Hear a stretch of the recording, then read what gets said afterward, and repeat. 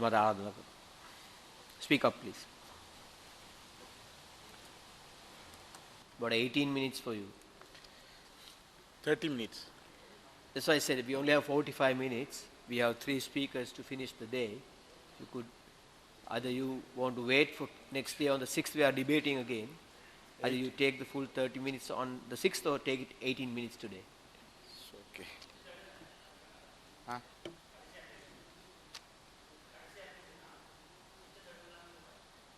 இல்லை இப்போ நான் பேசுகிறேன் இல்லை பரவாயில்ல. He's taking the 18. It's okay. Thank you. கௌரவ பிரதி சபாநாயகர் அவர்களே, 8வது பாராளுமன்றத்தில் முதலாவது என்னுடைய உரையை ஆற்றுவதற்காக கிடைத்த சந்தர்ப்பத்துக்கு என்னுடைய நன்றிகள். என்னை இந்த பாராளுமன்றத்திற்கு 2வது தடவையாகவும் தெரிவு செய்து தங்களுடைய துன்பங்கள் துயரங்களில் ஒரு சமாதானமும் ஒரு நிலையான ஒரு வாழ்வும் நிம்மதியும் கிட்டுவதற்காக எதிர்பார்க்கிற தமிழ் மக்கள் ஈழத்தமிழர்கள் அனைவருக்கும் என்னுடைய நன்றிகளை இந்த நேரத்தில் சபையினூடாக தெரிவித்து கொண்டு, நான் நீதியின் குரலாய் எழுந்து நிற்கின்றேன். நான் பேசப்போவது நீதியை தவிர வேறொன்றும் இல்லை. நான் பேசப்போவது உண்மையை தவிர வேறொன்றும் இல்லை. நான் பேசப்போவது ஜனநாயகத்தை தவிர வேறொன்றும் இல்லை. யார் எவர் எங்கு நீதிமான்களாக இருக்கின்றீர்களோ அத்தகைய நீதிமான்களின் இதயங்களை எனது வார்த்தைகள் துளைக்கும். யார் எவர் இங்கு தர்மவான்களாக இருக்கின்றீர்களோ அவர்களின் கண்களை என் வார்த்தைகள் கசிய வைக்கும். இப்போது நம்பிக்கைகள் பற்றியும் நல்லிணக்கம் பற்றியும் நீதி பற்றியும் அதிகம் பேசப்படுகின்றது. நம்பிக்கை கொள்ள காரணங்கள் எதுவும் இல்லை. நல்லிணக்கத்திற்கான நடைமுறைகள் எதுவும் இல்லை. நீதி பற்றிய அனுபவமும் வரலாறும் இங்கு இல்லை. நாங்கள் எதை நம்புவது, எங்கிருந்து எதை ஆரம்பிப்பது என்பதை நீங்கள் தான் நடைமுறையில் செய்து காட்ட வேண்டும். நம்பிக்கையை கட்டியெழுப்புவது இலகுவான காரியமல்ல. நீங்கள் எதை செய்து காட்டுகிறீர்களோ, எதை நிரூபிக்கிறீர்களோ அதிலிருந்து தான் நம்பிக்கையை கட்டியெழுப்ப முடியும்.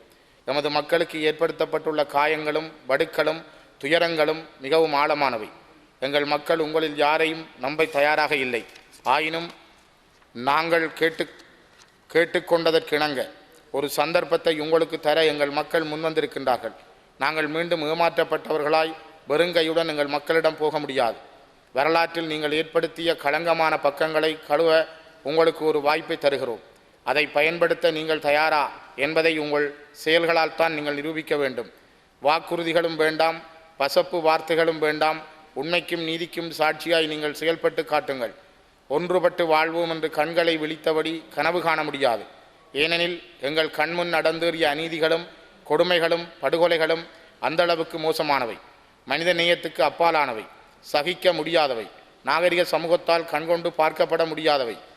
நான் இரத்தமும் தசையுமான பச்சை கண்முன் தோன்றுகின்ற எளிமையான உண்மையை உங்கள் முன் ஒரு கணம் காட்சிப்படுத்துவதுடன் பேரழிவுக்கான பின்னணியை முன்வைக்கப் போகிறேன். இந்த நாடாளுமன்றத்தால் பிரதமரானவரும் முழு நாடு தழுவிய மக்களால் ஜனாதிபதியாக்கப்பட்டவருமான திரு J.R. ஜெயவர்தன லண்டன் மாநகரில் இருந்து வெளியாகும் லண்டன் டெய்லி டெலிகிராப் என்ற பத்திரிகைக்கு 1983 ஜூலை 11 அளித்த நேர்காணலில், அதாவது கருப்பு ஜூலைக்கு 12 நாட்களுக்கு முன் கூறிய வார்த்தைகள் மட்டும் போதும் இலங்கை அரசின் தமிழின அழிப்பு கொள்கையை தெளிவாக பறைசாற்ற. யாழ்ப்பாண மக்களின் அபிப்பிராயத்தை பற்றி எமக்கு எதுவும் கவலை இல்லை. அவர்களை பற்றி எம்மால் எதுவும் யோசிக்க முடியாது. அவர்களின் உயிர்களை பற்றியோ எங்களை பற்றி அவர்கள் என்ன நினைக்கிறார்கள் என்பது பற்றியோ எமக்கு கவலை இல்லை. I thought not worried about the opinion of the Jaffna people. Now we can, I think of them, not about their lives of their opinion about us. President J.R. Jayawardena, London Daily Telegraph, 11 July 83.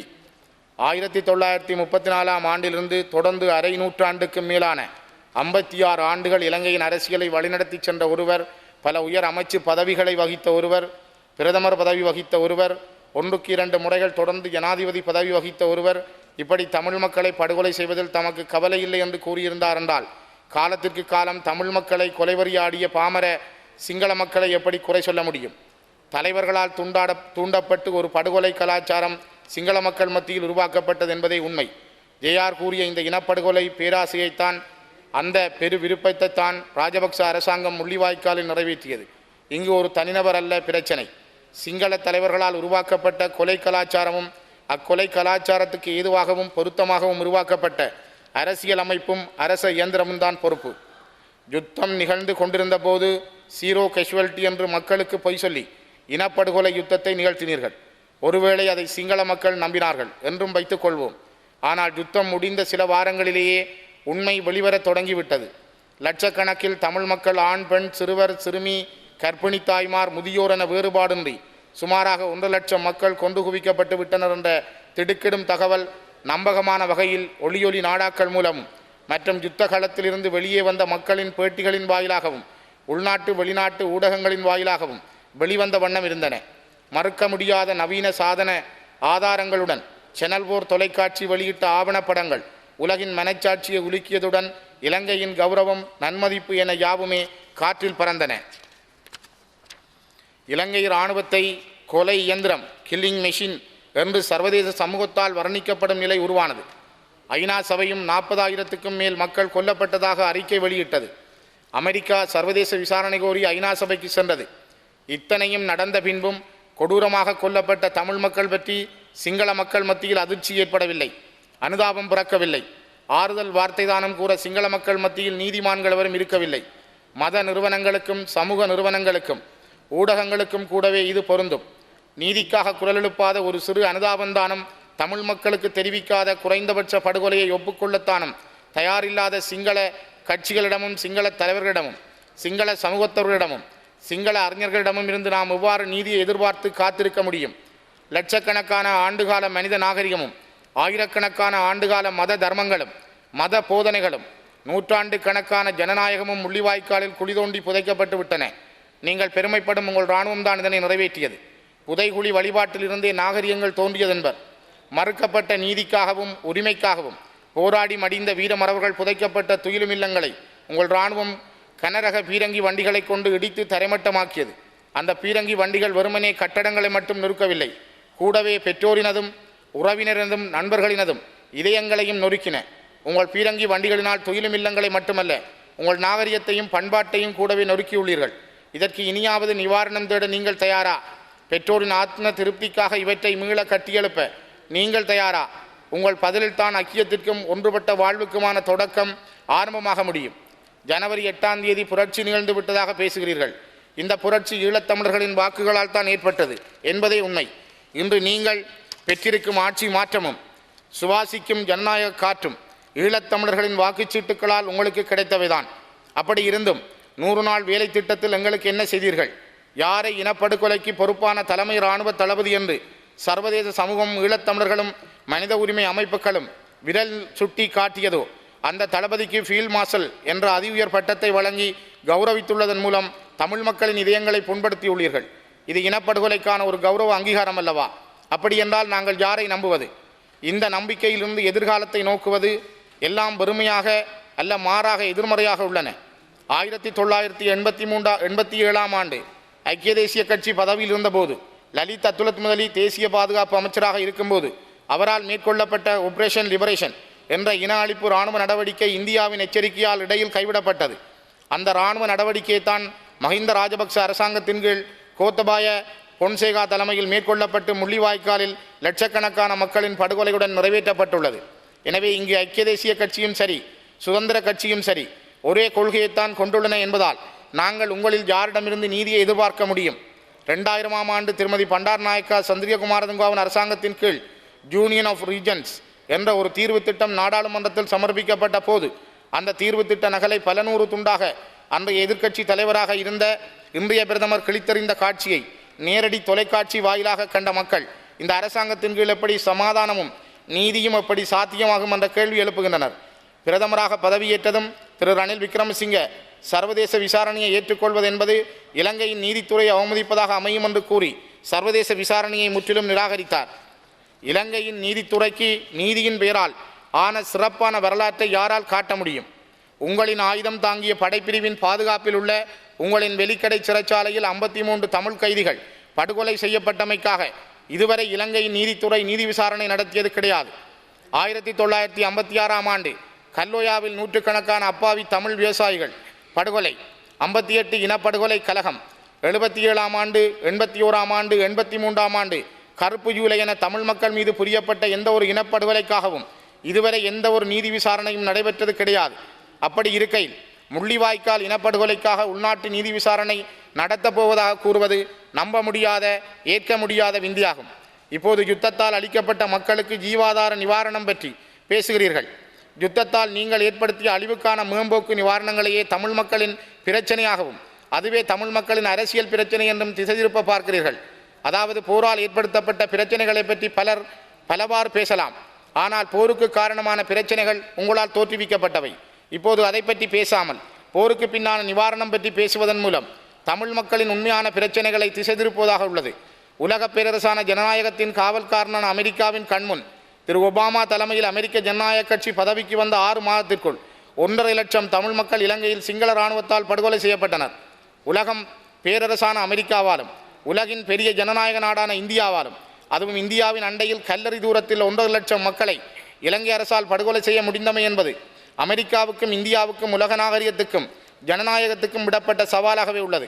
அமெரிக்க இரட்டை கோபுரங்கள் மீது தாக்குதல் நடத்தி அதில் 3000 அமெரிக்கர்களை படுகொலை செய்த பின்லேடனையும் அவருக்கு ஆதரவான ஆப்கான் அரசையும் நீதியின் பேரால் அமெரிக்கா இராணுவ நடவடிக்கை மேற்கொண்டது. பின்லேடன் எங்கிருந்தாலும் அவனை வேட்டையாடுவேன் என அன்றைய அமெரிக்க ஜனாதிபதி புஷ் சூளுரைத்தார். அதனை இன்றைய அமெரிக்க ஜனாதிபதி திரு ஒபாமா நிறைவேற்றும் முகமாக பாகிஸ்தானுக்குள் மறைந்திருந்த பின்லேடனை கொன்றுவிட்டு ஜஸ்டிஸ் ஹேஸ் பீன் டன் என்று உலகத்திற்கு அறிவித்தார். 1.5 லட்சம் மக்கள் கொல்லப்பட்ட பின்னணியில் சர்வதேச விசாரணை வேண்டும் என்ற தீர்மானத்தை ஐநா மனித உரிமை ஆணையத்தில் அமெரிக்கா முன்மொழிந்தமை எமக்கு ஆறுதல் அளித்தது. இப்போது உலக பேரரசான அமெரிக்காவும் பெரிய ஜனநாயக நாடான அதுவும் அண்டை நாடான இந்தியாவும் எமக்கு நீதியின் பொருட்டு சர்வதேச விசாரணை நடாத்தப்பட பாடுபட வேண்டும். அமெரிக்காவாலும் இந்தியாவாலும் சர்வதேச சமூகத்தாலும் தரப்பட்ட நம்பிக்கையின் பின்னணியில் தான் இலங்கையில் ஆட்சி மாற்றம் ஏற்பட தமிழ் மக்கள் வாக்களித்தார்கள். ஆட்சி மாற்றத்தால் சீனா பின்தள்ளப்பட்டு விட்டது என்பதோடு எமது பிரச்சனை கைவிடப்பட்டு விடக்கூடாது. தமிழ் மக்கள் சர்வதேச சமூகத்தில் நம்பிக்கை வைக்கக்கூடிய வகையில் அமெரிக்காவும் இந்தியாவும் சர்வதேச சமூகமும் செயற்படும் என்ற எதிர்பார்க்கையை இவர்கள் வீணாக்கிவிடக்கூடாது. எமக்கு தேவை முதலில் நீதி. நீதி வழங்கப்பட்டால் மட்டும் போதாது, நீதி வழங்கப்பட்டதாக கருதப்படவும் வேண்டும். எனவே சர்வதேச விசாரணையால் மட்டுமே அந்த நம்பிக்கையை ஏற்படுத்த முடியும். இந்த வாக்குறுதியைத்தான் மாகாண சபையில் ஒருமனதாக நிறைவேற்றப்பட்ட சர்வதேச விசாரணைக்கான தீர்மானத்தின் மூலமும் கடந்த பொதுத் தேர்தலுக்கான அறிக்கை மூலமும் மக்களுக்கு வழங்கியுள்ளோம். கடந்த 3/4 நூற்றாண்டுக்கு மேலாக நாடாளுமன்ற பதிவேட்டை படித்து பாருங்கள். அதில் தமிழ் மக்களுக்கு இழைக்கப்பட்ட அநீதி ஒரு பெரும் நேர்கோடாய் விழுகிறது. அந்த விவாதங்களை படித்து பாருங்கள். தமிழ் மக்களுக்கு இழைக்கப்பட்ட அநீதி பற்றிய சித்திரம் பல வர்ணத்தில் காட்சியளிக்கிறது. உங்கள் தலைவர்களின் பேச்சுக்களின் வாயிலாகவே அநீதியின் சித்திரமும் தெரியும், நீதி எப்படி கொல்லப்பட்டது என்பது தெரியும். ஒரு பானை சோற்றுக்கு பதமாக உங்கள் தலைவர்களின் வார்த்தைகளையே இங்கு எடுத்துக்காட்டாய் கூற முடியும். சிங்கள மொழியினதும் இலக்கியத்தினதும் வளர்ச்சிக்கு செழிப்பான தமிழ் பின்னணியாக இருந்தமை பற்றி 1944ஆம் ஆண்டு நாடாளுமன்றில் கூடிய திரு எஸ்.டபிள்யூ.ஆர்.டி. பண்டாரநாயக்கா தமிழ் மொழி பற்றி மிக பெரும் பாராட்டாக அந்த உரையில் பேசியுள்ளார். மேலும் தமிழும் சிங்களமும் சம அந்தஸ்துடன் உத்தியோக மொழி ஆவதுதான் என்று கூறியதுடன் தமிழ் உத்தியோக மொழி ஆக்கப்பட வேண்டும் என்பதற்கு தமிழ் தலைவர்களை விடவும் மிக திறமையாக வாதம் புரிந்துள்ளார். 1944 மே 25ஆம் தேதி அரசாங்க பதிவேடு ஹென்சாட் பக்கம் 807, 802 பாருங்கள். 1955ஆம் ஆண்டு அக்டோபர் மாதம் தமிழ் மொழியும் உத்தியோக மொழியாக வேண்டும் என்பதற்கு எதிராக பண்டாரநாயக்கா நாடாளுமன்றத்தில் பேசிய போது அவருக்கு பதிலளிக்கும் முகமாக டாக்டர் என்.எம். பெரேரா பின்வருமாறு பேசியமை இங்கு எடுத்துக்காட்டத்தக்கது. 2 minutes. If you mistreat them, if you illiterate them, if you mistreat them, if you oppressed and harass them, in that process you case an energy in the Ceylon from that particular racial stock with his own particular language and tradition, a new nationality of which will have to concert more claims that it puts forward now. It is always statementship give generously early insight of begin niggardly too late. Hence October 1955. மேலும் 1944ஆம் ஆண்டு தமிழும் உத்தியோக மொழியாக்கப்படக்கூடாது என்று எதிர்த்து வாக்களித்த 8 பேரில் பின்னாளில் ஐக்கிய தேசிய கட்சி தலைவராகவும் பிரதமராகவும் இருந்து டட்லி சேனாயக்காவும் ஒருவர் என்பது இங்கு வேதனையுடன் குறிப்பிடத்தக்கது. அதில் அவர் பேசிய இனவாத கருத்துக்கள் இரத்தத்தை உறைய வைக்கும் தன்மை வாய்ந்தவை. இறுதியாக நான் ஒன்றை கூறலாம். முதலில் மகாவம்ச சிறையில் இருந்து வெளியே வந்தாலே தவிர நவீன ஜனநாயகத்தை பற்றியும் தமிழருக்கான நீதியை பற்றியும் சிந்திக்க முடியாது. கிறிஸ்துவுக்கு முன் 5ஆம் நூற்றாண்டில் முதல் முறையாக இலங்கைக்கு மனிதர் வந்து குடியேறியதாகவும் அப்படி வந்த விஜயனின் வரவோடுதான் வரலாறு ஆரம்பமாவதாகவும் சிறிதும் உண்மையற்ற முற்றிலும் உண்மைக்கு புறம்பான கற்பனை நிறைந்த நூலை நம்பி தமிழரை இந்த தீவின் அந்நியர்களாக கருதுகிறீர்கள். உண்மை அப்படியல்ல. இன்றைக்கு 5000 ஆண்டுகளுக்கு முற்பட்ட மனித எலும்புக்கூடு இதனை பொய்யாக்குகிறது. பலாங்குட மேன் என்ற அந்த எலும்புக்கூடு விஜயன் வருகைக்கு முற்பட்ட மனித வாழ்வை நிரூபிக்கிறது. இன்றைக்கு 7000 ஆண்டுகளுக்கு முன் இலங்கை கடலால் பிரிக்கப்படாது தென்னிந்தியாவின் ஒரு பகுதியாக இருந்தது என்றும், தென்னிந்தியாவில் அப்போது வாழ்ந்து வந்த மக்களின் தொடர்ச்சியே இலங்கை என்றும் 7000 ஆண்டுக்கு முன்னான கடைசி பனியுகத்தின் போது பனி உருகியதால் கடல் நீர் மட்டம் 120 மீட்டர் உயர்ந்ததால் இலங்கை இந்தியாவிலிருந்து பிரிக்கப்பட்ட ஒரு தீவானது. இந்த பிரிப்பின் போது தென்னிந்தியாவில் வாழ்ந்த மக்களும் இலங்கையில் வாழ்ந்த மக்களும் கூடவே கடலால் பிரிக்கப்பட்டார்கள் என்று சிங்கள தொல்லியல் நிபுணரான ஷிரான் திரணியக்கல கூறியுள்ளார். தமிழரும் சிங்களவரும் வந்தேறு குடிகள் அல்ல. ஒரு அடிப்படையான பெருங்கல் பண்பாட்டில் இருந்து ஒரு மெகா லைன் கல்ச்சர் கிளைவிட்டு வரலாற்று வளர்ச்சி போக்கில் உருவான இரு தேசிய இனங்கள், இருவருக்கும் அடிப்படை பண்பாடு பொதுவானது. ஆனால் இந்த உண்மைக்கு மாறாக தமிழரை வந்தேறு குடிகள் என்றும் படையெடுப்பாளர்கள் என்றும் பட்டம் சூடி இன அழிப்பு செய்கிறீர்கள். பிற்காலத்தில் இந்தியாவிலிருந்து காலத்திற்கு காலம் படையெடுப்புகள் வந்தது உண்மைதான். அது இலங்கைக்கு மட்டும் உரிய தனி விசேட இயல்பல்ல. மன்னர்களால் படையெடுப்பது இயல்பு. சிங்கள மன்னர்கள் சிங்கள ராச்சியங்களுக்கு எதிராக படையெடுத்திருக்கிறார்கள். அதேவேளை சிங்கள சகோதரர்களே ஒருவருக்கு எதிராக ஒருவர் படையெடுத்திருக்கிறார்கள். இது பண்டைய வரலாற்றில் ஒரு இயல்பு.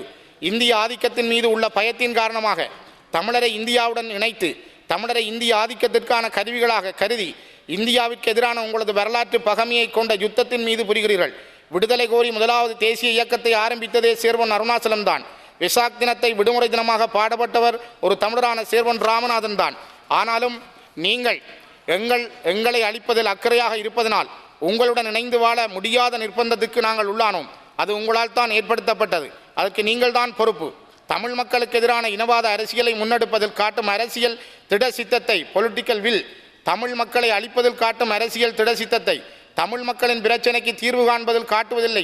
இனிமேலாவது தீர்வு காண வேண்டும் என்ற பொலிட்டிக்கல் வில்லை நீங்கள் வெளிக்காட்டுவீர்களாக. முள்ளிவாய்க்கால் இனப்படுகொலையில் எழுவதற்கான நீதிக்கான பொலிட்டிக்கல் வில்லை நீங்கள் வெளிக்காட்ட வேண்டும்.